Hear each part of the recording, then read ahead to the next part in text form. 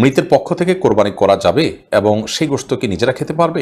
মৃত ব্যক্তির তরফ থেকে যদি আপনি নিজের তরফ থেকে কোরবানি করেন, আপনি করতে পারেন এবং সেই গোশত আপনি খেতে পারেন। নবী করিম সাল্লাল্লাহু আলাইহি সাল্লাম সাহাবী আলী রাদিয়াল্লাহু তাআলা আনহু তিনি কোরবানি করেছেন।